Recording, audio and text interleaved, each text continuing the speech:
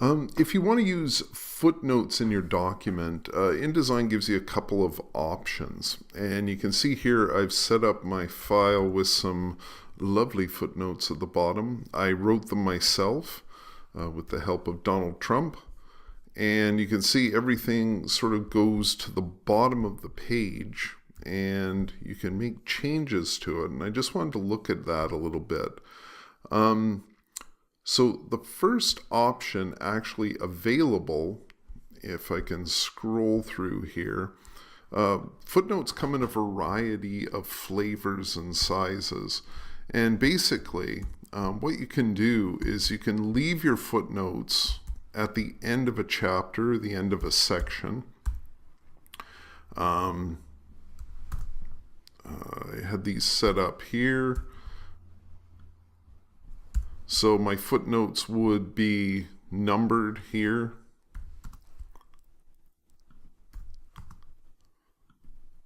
And they would appear within the text. And so it's not really a problem. You can set everything up just as is.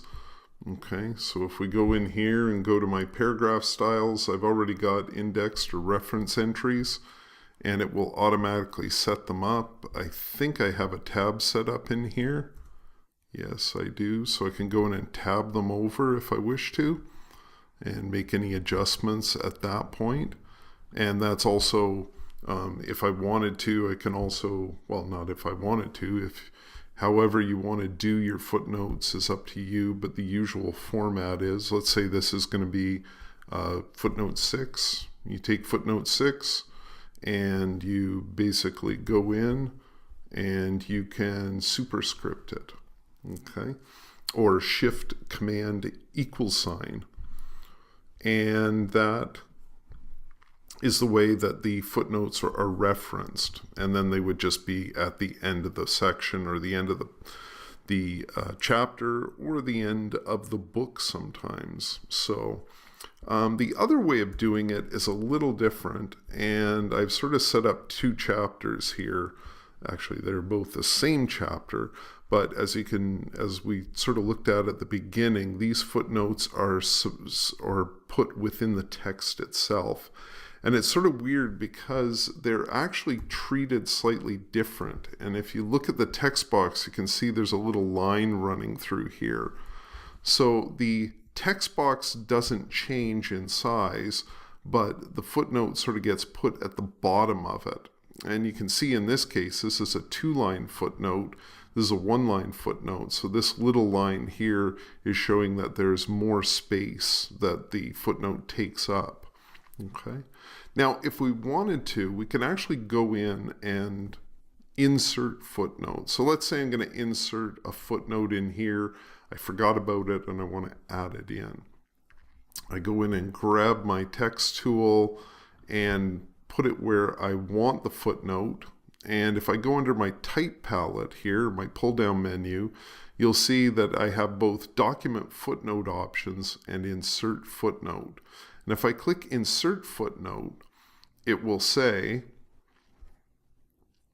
that there's the second footnote here, and I can actually go in and add it. So I can either type it, I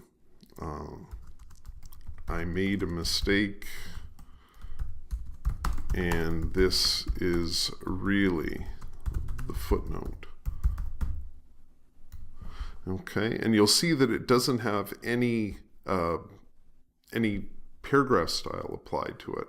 So if I go in here and do this, then zoom out a little bit, you'll see that I've added the footnote in here, and it's appeared here, and it's automatically renumbered all the footnotes as we've gone through.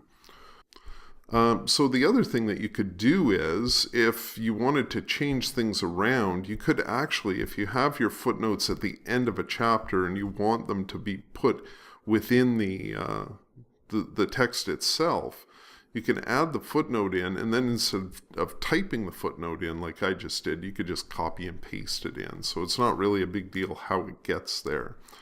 But the other thing that we can do is actually go in and sort of edit how this looks. So if I go in here and look at my document footnote options, so we can go in and number them. You'll see there's all sorts of different ways to number them. This is also a popular one. You'll see asterisk, dagger, double dagger, section mark, paragraph mark.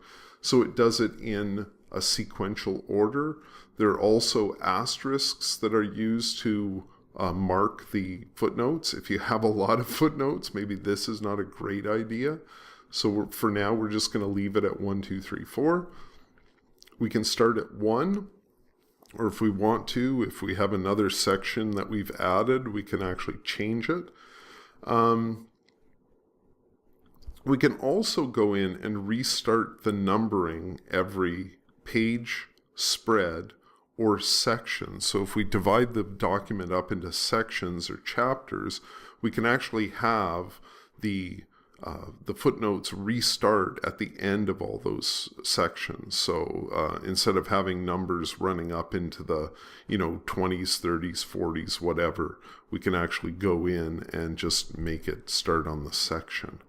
Okay, and again, we can also go, a prefix or a suffix and add that in if we wish to.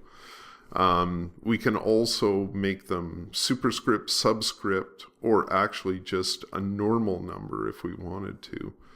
And we can actually go and grab a specific character style for it if we wish to. We can also, within the text itself, I've just kept it at the normal indent text, and we can actually go in and add a format that's basically whatever format we want it to be. Also, we can go in and add a separator.